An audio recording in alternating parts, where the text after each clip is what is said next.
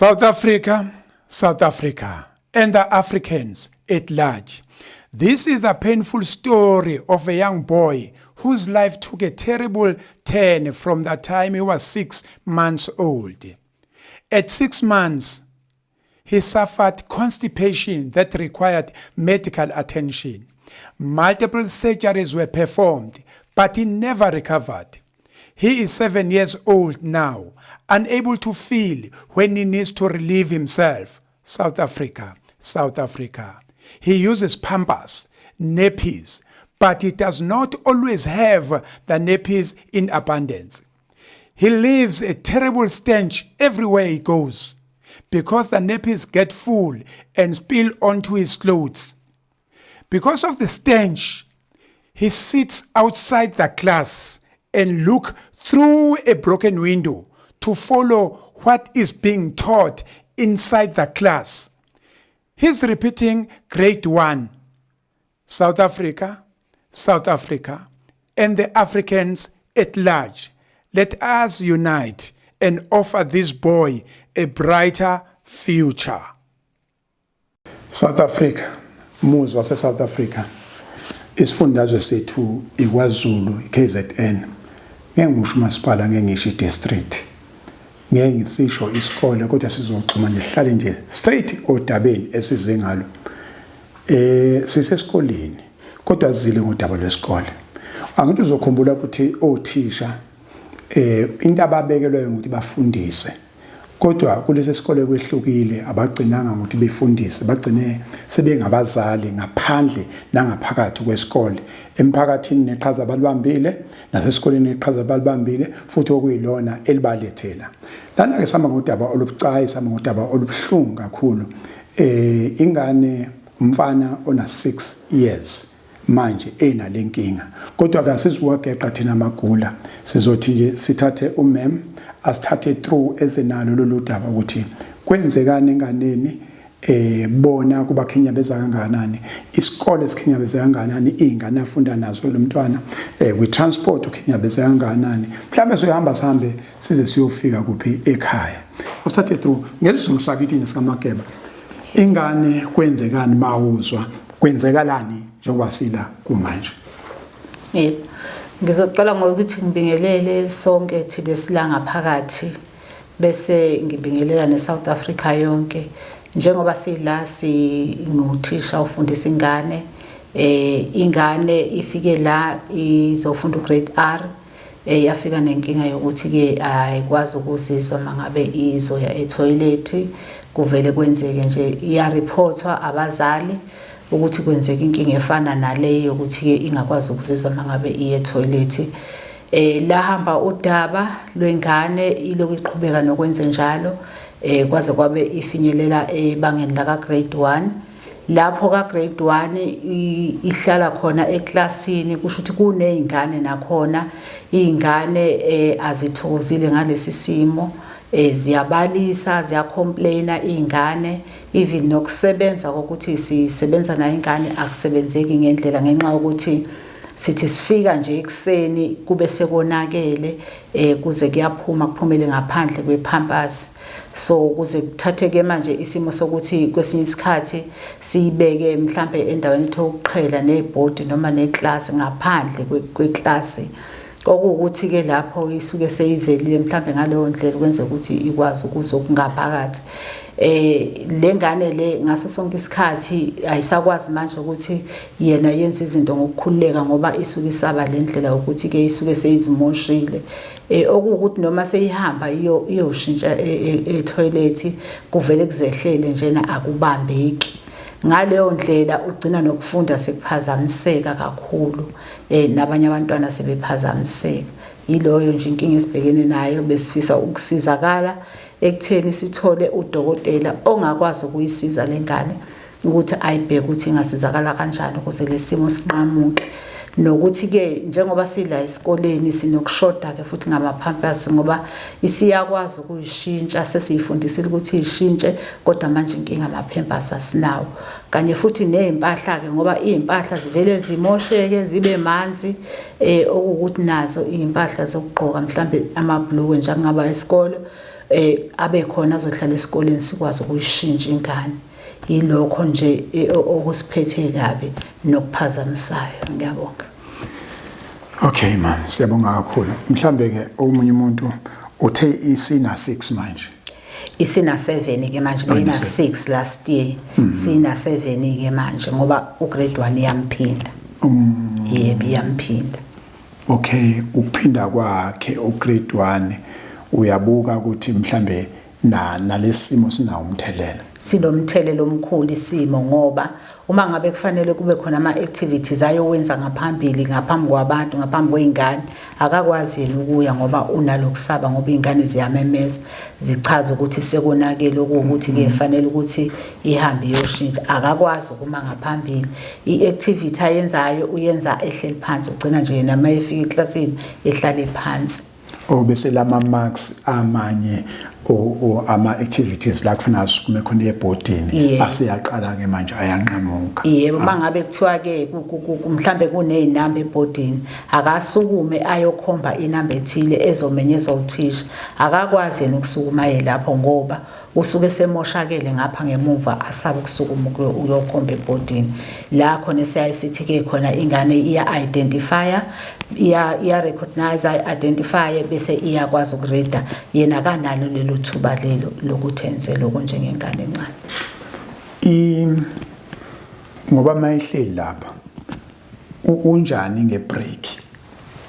Ngebreak nakhona uyalinda baphume bonke abantwana baye breakini, yena uzophuma kamuva ngoba usuke vele semoshekile, aphume kamuva ehambe ke lapha ebreakini. Mangabe esesebreakini akadlali nezinye izingane, wenza nje lokho, uyahamba yophaka, mayeqeda ukuphaka buya azohlala phansi edle eduze komnyango weclass. Emva kwaloko uzobe semanje efasteleni ke encike ngefastela ke kuze kube kuyangenwa ngaphakathi. Akanako ukukhululeka ukuthi yena adlale nezinye izingane ajabule ngoba izingane ziyacomplaina. Uke wathi ukhona ingane yakubo ebinetask yokumlekelela usithathe through lapho.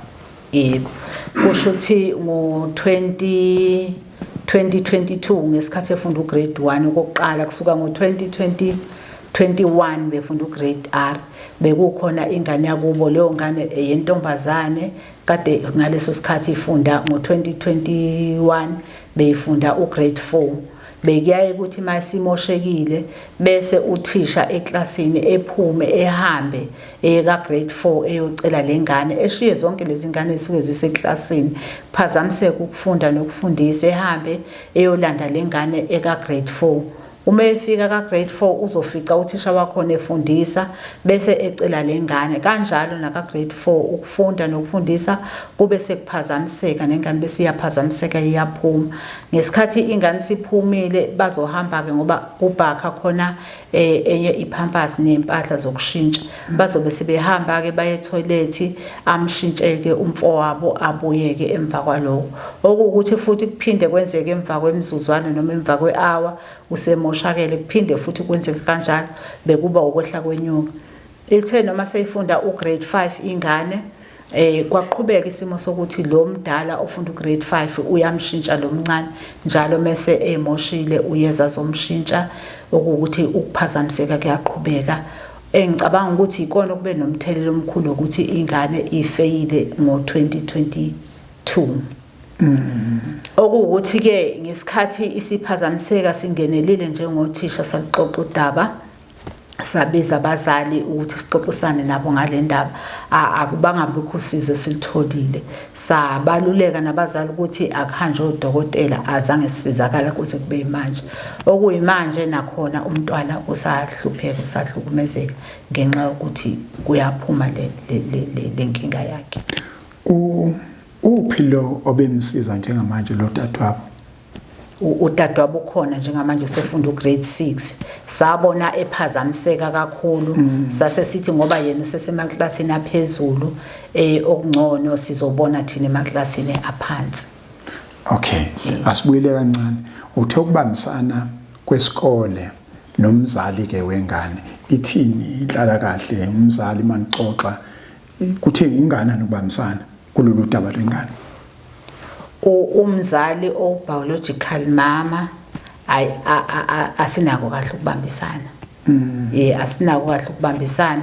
Kunomamkhulu okuyena owayithatha ingane ihlele ekhaya ingafundi, wathi kunokuthi ingane ingafundi ayize izohlala naye ukuze izokwazi ukungena esikoleni. Yena kwayingenisa esikoleni wakwazi nokureport ukuthi ingane inalesimo, okuwukuthi naye nangabe simcela uthumela omunye umuntu uthola ukuthi sixoxa nabantu abangafani okwenza ukuthi udaba lingayiphambili.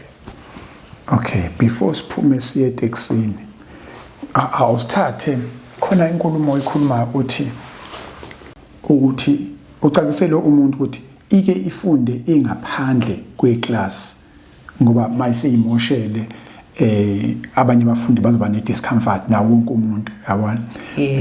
Nenza njani usuke ngaphandle kanjani? Awusithathe nje usikhanyisele lapho. Kusho ukuthi isimo mase sesisibi kakhulu kunesitulo esincane, ngiye ngithathe isitulo esincane ngisibeke ngaphandle efasteleni, kusho ukuthi ifastela lafa linembobo, bese yena ngenze sure ukuthi amehlo akhe ayakwazi ukuthi afinyelele ebhodini. Kuba ne-exercise ke ngiwabeka khona lapho ama-exercise akhe nomsizi yonke into, bese ebheka ke ebhodini konke esikwenzayo. Uma ngabe kwenzeka ukuthi ngifunda istory ngiyaye ngisifunde ngibuye ngihambe ngiyodlula nangakhona la hleli ngakhona. Mangabe sengibuza imibuzo ngiyakwazi ukuthi naye ngaphandle ngimbuze imibuzo, noma sekubhalwa futhi ebhodini ngiyambuza ngiloko ngiba nokuba naye nje imbuzo ukuthi uyabona yini, ngimchazele. Isikakhulukazi masenza isibizelo ngenza sure ukuthi ke ngizobheka ngakuyena ngokuthi yena futhi umntwana ke osilele emuva ngako ukuthi uyaphuma eklasini uyangena eklasini, kunokuthi ngisebenzise enye indlela yokumbizela ngoba ngimbizela yena eyedwa akahambisani nazo zonke izingane. Yena uhamba nje yedwa eceleni ngokwakhe ngoba usemuva, kodwa uhlala efasteleni elinesikhala engizothi nje elingenalo iglass la uzokwenza ukuthi akwazi ukuzwa izwi lami ephinde kwazi futhi ukubona kahle nasebhodini.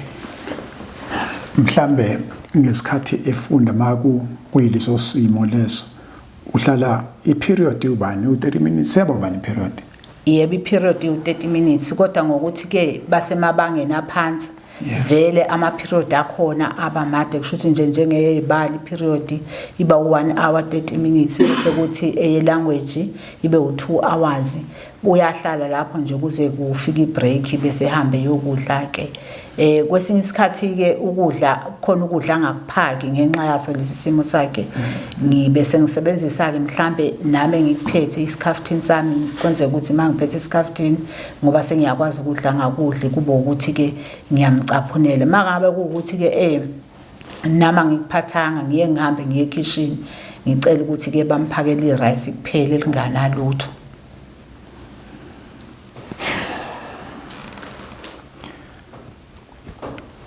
Kudala ngesikhathi sobandlululo sasibandlululwa uhulumeni omhlophe. Yes. Njengamanje sekuliwa nokuthi singabandlululani nje sisodwa senze South Africa A1. Manje sinengane ebandlululwa isimo, ephoqwa isimo ukuthi ibandlululeke. Ibeka kahle mangbe kanjani? Ayibandlululwa umuntu, kodwa ngoba wena umzali ngeke ngachaza ngathi abaza othisha kulesi sikole sithola othisha behlukile. Ubuzali obuphindiwe ukuthi awuzukusho ngoba phela bezothi umzali bezothi uthisha lengane lena ihamba ekhaya kuphela njengoba lana ngizofundisa, kodwa wena uthi manaka esiqalela leli windi labulawa ubani? Iwindi labulawa izingane. Selisebenze kuyibenefit ke manje ukuthi sisebenzise ke manje ukuthi lengane obihleli ngaphandle ikwazi ukubona ngaphakathi. Yebo liyangisiza kakhulu, liyangisebenzela impilo.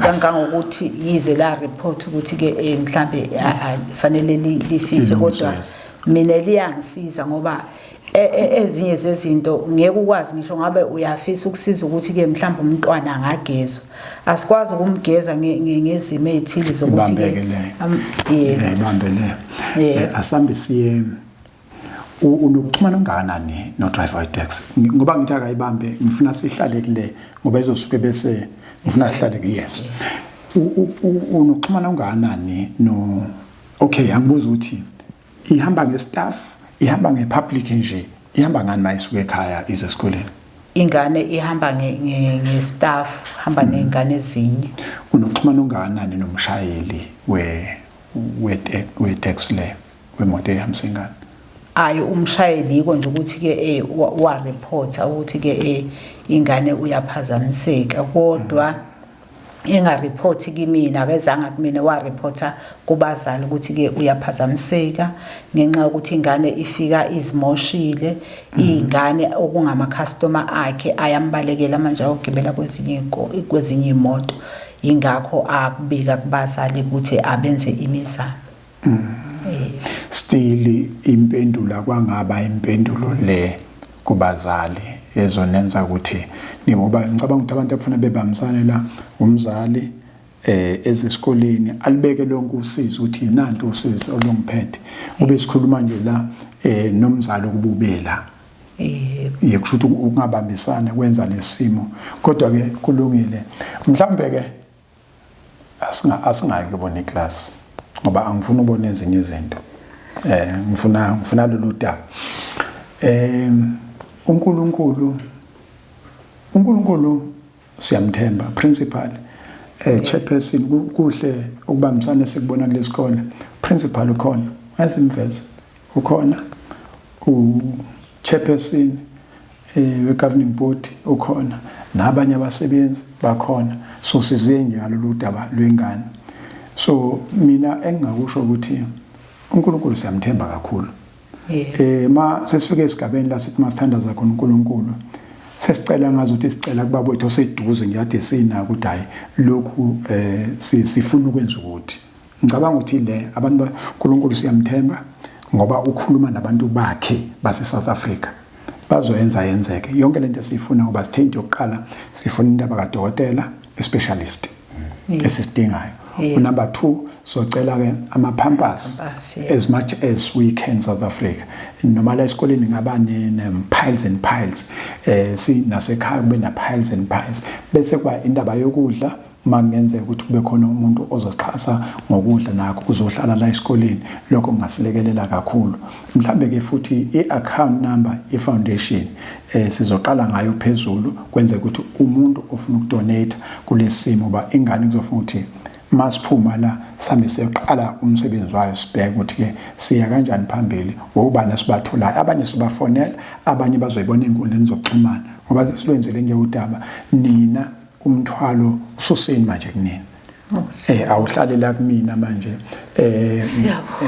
mina okwami ukuthi nami ngizohamba ngiyosha kodwa ngoba vele mina ngihambi ngedwa ngihamba noNkulunkulu lo engimthandazayo ngiyamethemba nje kakhulu izinto ezinkulu abantu base South Africa bakwazi ukuthi besakhele indlu ngo10 rand 10 rand kwanongoma sakhe indle emondlo sakhe indlu ngo10 rand emntuba sihambe sawuthenga umshini hoist ebi-32,000 rand askip lutho thina ukufacilitate nje mina ngo-project manager ngihlanganisa oxakekile nongaxakekile noxake kangconywana alekele lo munye ngicabanga ukuthi lezo simo leso silekelela isingisi bazalwane ningixolele isingisi anginaso kahle anginaso isingisi manje amagama amabili amathathu ukuthi for the benefit ngoba bengisho for the benefit of the non-Zulu speaking the child went for operation that anal operation but operation ayihambanga kahle as far as we could understand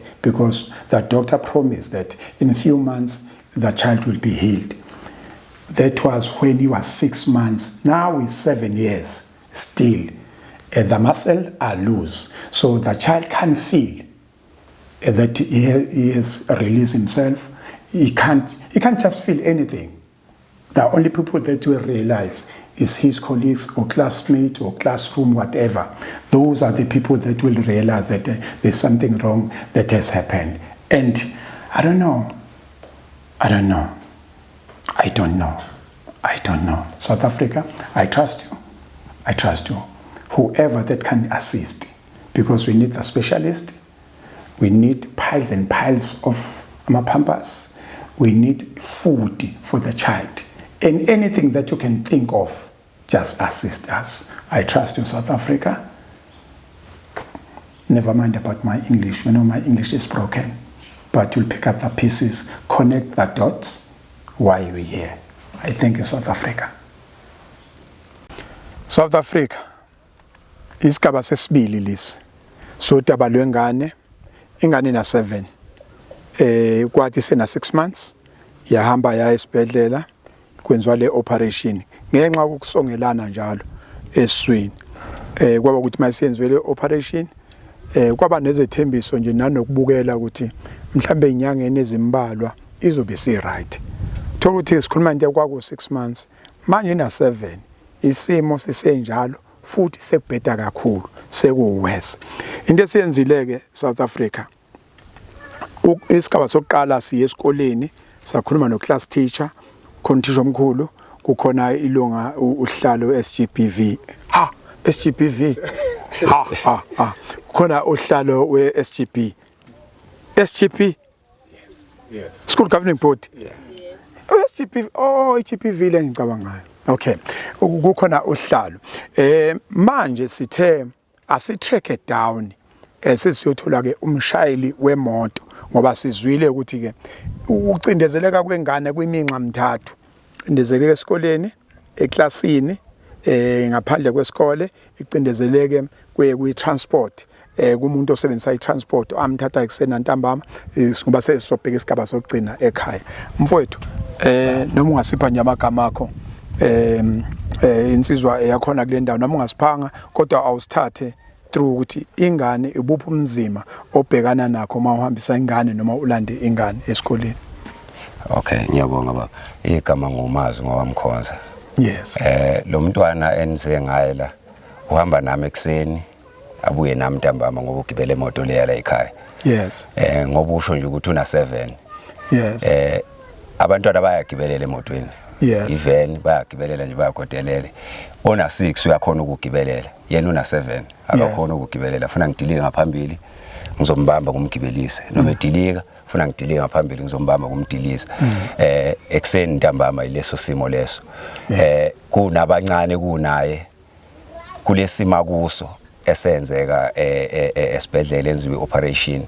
Akakhona ukuzizwa noma sekumele. Yes. Aye endlini yangasese. Yes. Uzwa nje sekunjalo okwenza ukuthi azavila phela ngesikoleni ngoba uyazi ukuthi uma ebuya ntambama uzobe seyishiyile ziyamhleke ezinye ingane. Noma ngakuthiwa mhlamba kakashiya uzozwe enye isimemeza hawu akakenzi ukuthi usibanibani. So lokho kuyam affect uthola ukuthi nami nabanye abazali omunye umuntu hayi ngeke ngisayigibela imoto kwamalume umazwi ngoba siyanukelwe emotweni. So uthola ukuthi kufanele isibalweni sengane mhlambe ezu30 sengicela nginengane ezu25 ngoba manje lezi ezinye zibalekela ukuthi lo unale semester of which ingane sisasencane as understand. So thatha kubenzi bakakhulu for lo mntwana of which ngeke ngamgibelisa uzoya ngane esikoleni. So kodwa nje isima kuso sinziba kakhulu. Ngiyangifisa ukuthi angathi usize ngalithola kodwa ukubekezela sombekezelela yena usizo uyalidinga kakhulu. Kuyenzeka uthola ukuthi uma sekwenzekela emotweni ayikho indlela ukumshintsha la sekufuna ukuthi abekezele naleso simo leso azofika ekhaya. Azayofika ekhaya ayikho indlela ukumshintsha. Fanele ngenze sure ukuthi ngishesha as fast as possible ukuthi afike ekhaya kusase early. Uyazi usathinta leyo sike saya eTsakane. eTsakane kunengane yona isikhulile yadlungulwa babwayo ingane mfana yilo daba ade siyolwenza wathola ukuthi ke into ecishe ifane iyenziwe operation kushuthi akwangamngam ayanga basesimweni angabuye esimweni. So njengamanje ngizelana ke kutheni leyangane le isitshela ukuthi uma wasitshela ukuthi akakwazi ukuhamba ngepublic transport. Kufanele ukuthi kube khona imoto especial ozobuyishashile ngoba uyethi mayahamba ngemoto kufanele ukuthi imoto ibuye ime athayime. Kutho ukuthi akeze ukwenza kalutho kodwa nje vele athi ayime. Sithe masikhuluma nomunye udokotela wathi hayi mhlawumbe usuke esezwa ukuthi khona into ezayo ufuna ukuthi manje ime lapha imoto kuze kungathi kuyehla bese iyahamba ke. Ngicabanga ukuthi isimo ke futhi esizofana nala ngoba ezinye zezinto ibuya back ke emgwaqweni indaba ama potholes. Ibuya back emgwaqweni umgwaqo mawungikhisimweni uphethe lengane nje otho ukuthi izoshaya ipothole ingane ivele igxumiye phezulu mayiqalithi ivela tetele ezinye zezinto ivele ihlukumezeke leyo nto ayisagcini ke manje ngisho ubezokwazi ukubamba ngoba leli ibanga masuke esikoleni sizala likude kodwa alikude kangako ngoba uyabona ukuthi into eyenzeka kuyena akukhona ukuthi udlile kuzofuna ukuthi ayoyikhulula into lengazuthi iyenzeka nje iyenzeka noma nini non stop uyabona futhi elase esikoleni baba Msweli ibanga likude kakhulu for umntwana okulesimo esifana nesalo ngoba ngibona ekseni kuba kuthi bothi iphuma la ekhaya yena usuka lapha kulowo yamuzo nesihlahle esihlaza ngiphuma ekseni ngimela ngemoto kuthatha isikhathi ukuthi afike la okukhosta ukuthi manje kube kuyenzeka zikho indongo ezinje ngabe mhlambe ngiphume ngishonele ngumhlangabeze of which kuba nzima kakhulu ngoba indongo ziningi kakhulu futhi ngapha because ukuthi ngize kumlindela esikoleni ngaba kude kakhulu kukude kwakusuka lapha ezela so uyabona ukuthi isimo sakhe sinzima kakhulu for yena sinzima kakhulu sinzima kakhulu yeah kodwa ke mfowethu asibonge ubuntu ngoba phela omunye bese zothi no mina animzamele enye transport ubekezelelana nje yebo cha asibonge no ubuntu angazi noma umfowethu khona ngakeda ayinanzi ngenike nekhanda uthi uthi usekahle kakhulu uthi akakwazi ukuthi maseko kugiye leli gagu leli bangithi uyezwa nje netone yakhona yena uzosuke bese ezwa nezwe elincane bese ialitha le yabona cha asibongeni kakhulu ukuthi bafowethu siyakwazi ukuthi sibambisane ngoba okukhulu okuvela kuyonke lento thina semkhankasweni ukuthi akuvuselela ubuntu yebo asithandaneni sazisane sihambelane sinakekelana yilokho kosekuvela ke manje ukuthi kunemali usise businessini ukusetshenzwa sibona ngoba kube bengomunye bezothi no kodwa sibuye ke manje sakha ubuntu ngoba sifuna ikusasa lelengane lingakhinyabezwa isimo eksona ngoba nalesimo eksona ingane ayisi-applyelanga yebo hayi ayisenzelanga nawe nje ngoba uhamba kusengenzeka noma yini ngiye ngithi mangikhuluma nabanye abantu abakhubazekile akutshena ukuthi mhlawumbe walimala engozini yemoto ethi ungacabanga ukuthi mawuhamba ekseni uzobuya ntambama usenjani nami ngahamba ngiyala ngiyakhona ngangihambela kodwa angibuyanga so siyabonga kakhulu mfowethu siyabonga kakhulu nomama omnikazi wemoto ukuthi lento niyihlanganise ukuthi asibambisane sisesiyokwenza ke okugcina manje siyobheka lapha ekhaya South Africa for the benefit of non-Zulu speaking, we tracked down the driver, the owner of the vehicle that transport the child from point A to point B. He did elaborate the difficulties he does encounter when he transports the child. He even goes as far as saying, from that point to here for that child is so difficult. It took the child so long to travel from that point to here. From here to school, it's a long distance for the child. But for them, as a parent, as a community, they are together to say we can't discard the child. We can't exclude the child because he got a condition. That is what we are fighting for in South Africa. We want one South Africa whereby wonke umuntu ezozwela omunye, wonke umuntu ezothanda omunye, sigqugquzele ubuntu eSouth Africa. I thank you. Ngiyabonga kakhulu mfowethu. Umsamo eniyenza ukuthi sakhele South Africa. Siyabonga kwaye. Thank you. Noma mncane wakhe? Yebo ngomncane. Mamncane wakhe. Mhlawumbe akukuningi wena ubheka nje ukuthi isimo lesengane kwenzekani enganeni nje kuqala nje sencane kwenzekani umntwana nje waba nenkinga eqala umama kembeletha bathi unenkinga la akutoileteki. Yes. Base bamhlinza ke bamenze operation. Le operation okuyiyona ke simdalela inkinga. Ngoba akazizwa nakumela etoilet. Umntwana ofaka ipampers. Yes. Yeah. Lokhu kusongelana kwabonakala emva kwesikhathi esingakanani ezelwe. Ayi kwabonakala kusemasisha. Kungangoba ngoba ngathiwa kwaqhaqhwa futhi. Baphinde bamthunga still kodwa kwanjalo nje. Operation useke wayenza uphinde wayenza. Yebo ngoba uma wakho hamba eyenzile lento baphinde basho ukuthi ayikuse kuseyinto eyodwa kunamehluko. Yebo. Uma bechaza ngabe niyalithola ulwazi oluncane kuthiwa inkinga ikuphi ekutheni utho ukuthi manje ufuna ahlale isisu sakhe ngathi sihlambulukile senziwa yini isisu siyezwa ukuthi kunenkinga ngala imimsipha isiluza amamasela lose kodwa yini le kuthiwa mabechaza ngabachazwe incwadi noma benixoxela kuthiwa yini lenza ukuthi kancane kancane uzoyithola esekhululekile. Ayuma wakho athi nathi yakulandelela lokho abangamnika nje impendulo kuyiyona yona nakayizwayo. Yebo. Uthi bathi yini? Ayabamtshela nje ukuyikona bathe nje unenkinga amathumba angazi enza njani. Njoba sekuze kwayilendlela ke nje ukuthi engakhona ukuzizwa. Wabuza ukuba sekuzoba impilo yakhe na. Bathi hayi kuzohamba hamba naye khula kuzoshintsha. Manje akunashintsho njobe umntwana ohlala efaka pampers. Ngesikhathi ehlinziwe sikhona isithuba la wathiwa khona mhlambe uzothi ehlinziwe bese efaka lokho kuyiscoop noma icatheter ngazi noma icatheter konke kuyiscoop kuthiwa kwenze ukuthi mhlambe aze aphole sikhona isikhathi akafaka khona into azoyisebenzisa noma ngingenalo kulwazi kahle ekuthenini bamfakani. Angazi noma ubhude ngakhuluma lapho ukuthi bamfakani noma khona ishu hayi ngathi abamfaka ngalutho. Waze efakwe lutho. Cha. Wathi kade vele enzi operation waphinde wasebenzisa indlela efanayo. Yebo. Okay.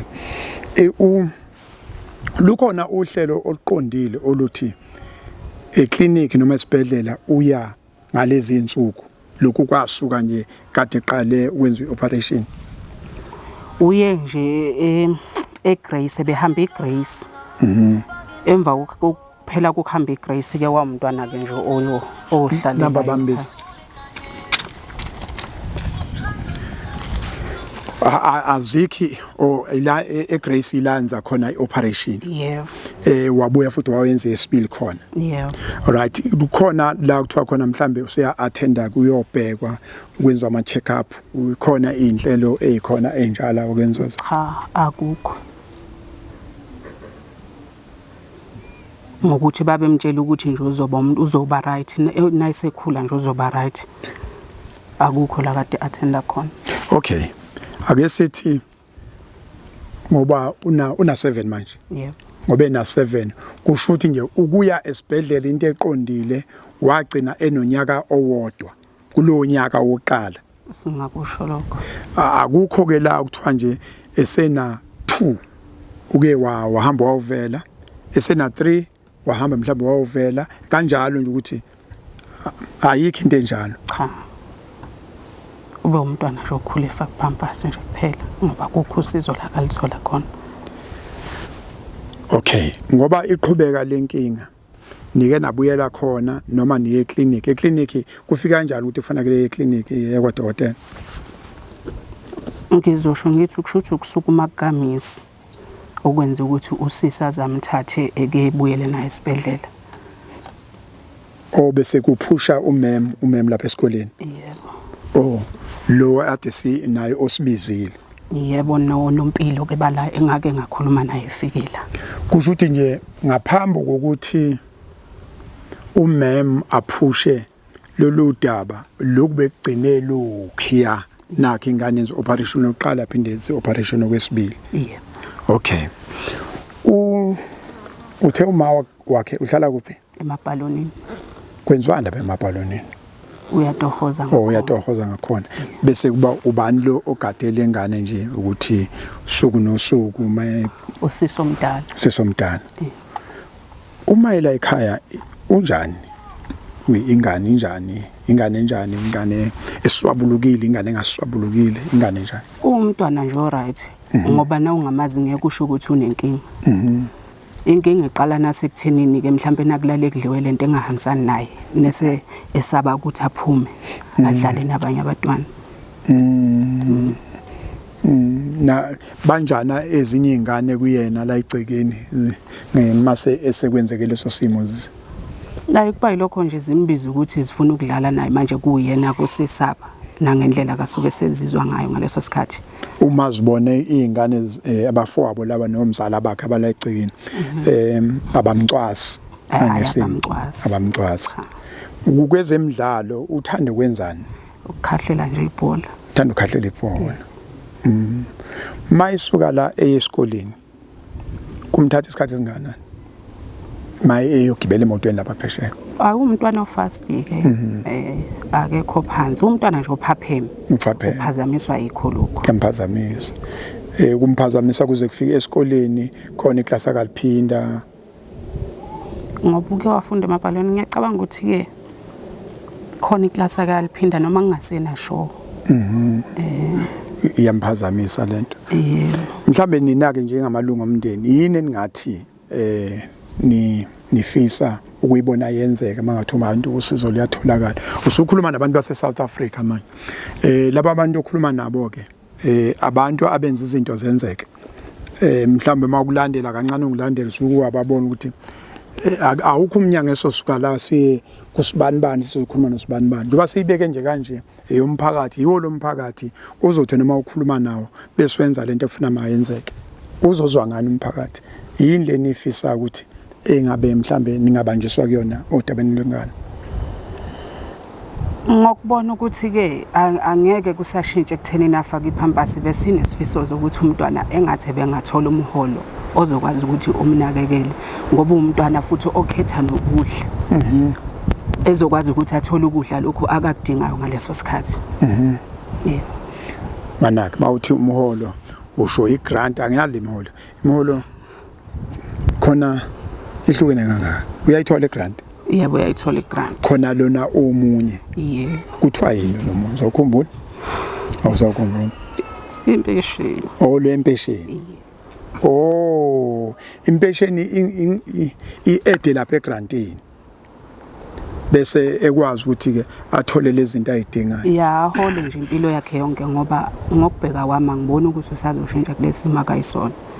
Yebo athola ukuthi imali ezomsupport yakhona ukuthi ngoba usisi naye la kakhona into nje kuyidoho elicikizayo negrant ayenelisi. Ngoba nasegcobweni uyatshabuka. Uyatshabuka. Yebo. Angithi iyamshisa le. Iyamshisa. Manje kuze ezokwazi ukuthi athole negcobo lezi efanelekile namaphempasi awathole ngendlela. Ubudlelwane benu nesikole bungakanani? Ubudlelwane bethu nesikole ukuthi ke angithi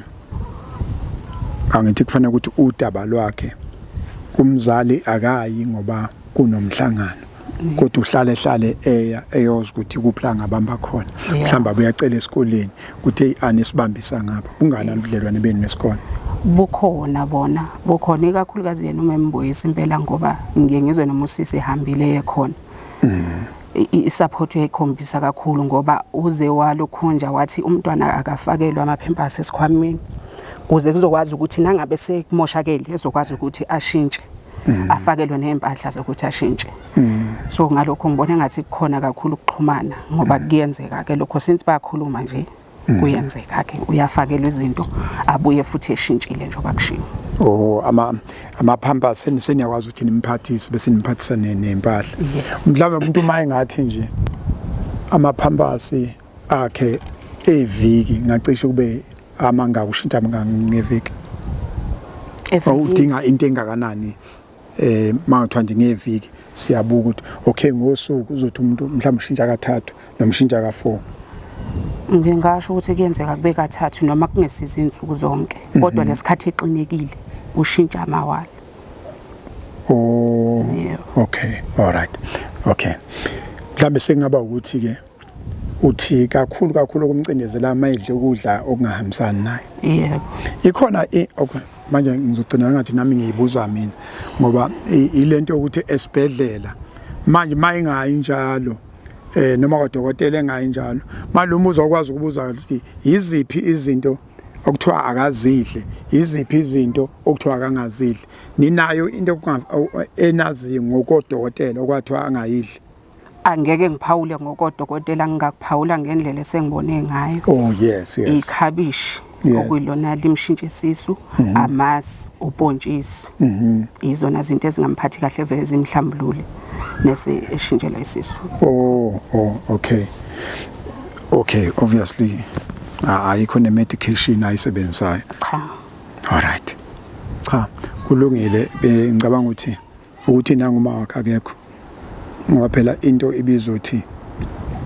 ibizothi siyide lesikhathi mide kakhulu iminyaka u7 iminyaka eminingi kakhulu mide kakhulu iminyaka uthuthi ingane yenza into efanayo ngoba phela mayise eoperative kwathi ukuthi isimo siyafana kufanele ngabe ke mase sibuyela okwesithathu bese sothola kudokotela yabhala ukuthi hayi sekonakele upermanent o sekufuna manje senze nje ngoba kunenkinga esikoleni mhlambe kunjani somfaka isigubhu makuzofakwa isigubhu for isikhathi esingaka ukuze anjani ahile kodwa manje ayikho into eyenza ukuthi ukwazi ukulandelela kahle ngoba esibhedlela akaze aye emva kokuthi enze le operation cha okay unazi ingane zakwabo izalo noma wakhe yebo khona bangaki kuma wakhe nje akhona always 4 yena ungoka 4 ingane nengaki azo 5 about 5 yeah okay omdala plus or minus angizwa ingane endala yakwabo cishe bengana omdala usadlulwa ina 21 lo nyaka okhona njengamanje una 16 na 16 okay olona omunye lo entombazana abefunda na lapha esikoleni yebo ufunda grade 7 ufunda grade 7 uyena bekumsebenzi wakhe futhi lapha esikoleni ukuthi amshintshe mase kona yena uyena impela obesenenkinga yakhe ukuthi should lo mntwana nangabe uzoyigagela eseklasini sekudinga ukuthi ashiye eklasini ayo attend lo mntwana wakwabo sabona sekuyinto emphazamisa kakhulu ke lena nayo besephazamiseka naseni esikoleni nayo khuluma esikoleni ukuthi ikhona into naye ngoba kugcine eseshintsha yena umntwana naye sezwe nje ukuthi ayisekonakele uyena uphuma eyoshintsha engabe sayo kudadwabo kwaze kwagcina kwenzeka kanjalo akasezi udadwabo useshintsha yena okay all right okay bengizombuza ukuthi mayisemdala ufuna ukuba yini umntwana manje akekho hayi futhi bezokuphendula uyethu ufuna ukuba yini angazi ngimbuza azombuza okay kulungile ncane siyabonga South Africa ngicabanga ukuthi ke kuseyudaba vele olufanayo sifuna into efanayo sifuna isiphetho ukuthi ingane ilekeleleke ina 7 years mhlambe khona kusengenzeka asona ama specialist asazi lutho akhona ama specialist siyabonga kakhulu South Africa ukubuka kwenu siyazi ukuthi kunomvuzo sizothola usizo uNkulunkulu siyamthemba ke ngalokho futhi kunamandla ngoba masicela uNkulunkulu asisaceli ngazi ukuthi sicela endodeni esingayazi ngathi sicela endodeni esihamba nayo siyazi every day siyazi ukuthi ukhona umehluko esizobona uma nje sisuka la khona okuncane okuzoshintsha siyabonga kakhulu mhlambe umembuyisi ngakavali ningathini lo meme lona lo memo awuphosa amazi lapha kumembuyisi sithanda ukumbonga kakhulu umembuyisa ngoba lolu daba uthena ibikela wathanda ukuthi alisukumele phezulu nanokuba umntwana yekadokotela ngiyacabanga ukuthi isisandla sakho umembuyisa kunonompilo ababefika la behlanganyela siyabonga kakhulu engathi lokho akakwenzile engakwenza nakwabanye nami nje angithathelele ithuba singakavali sibonge umembuyisa nothisha omkhulu ngendlela babambisene ngayo i-governing body siyabonga kakhulu umembuyisa siyabonga kakhulu dadewethu njengoba bengisho ukuthi into engiyibonile akayena uthisha uyo yonke into uyi all rounder uyamuzwa mayixoxela esikoleni ukuthi izingane uyibheka kanjani uze hamba oyibheka nje emakhaya ingane makuthiwa ilovile a drive imoto yakhe imigwaqo lana ayikho kumato uqothu nje ngathi ihawu lesiqhwaga akho umgwaqo la kodwa imoto yakhe uhamba ngalolu hlobo lezi imoto eziphansi kodwa uyakwazi ukuthi a drive ayobheka ukuthi izingane ayifundi ngani afika athole futhi ziningi ingqinamba ziningi inkinga yokhumbula ukuthi izingane ezikhona manje bafundisa izingane ezizalwa abazali abasebancane uthola ukuthi ke ukwenza kwabo ngeke kufane nokwabazali bethu sasixaka babexakekile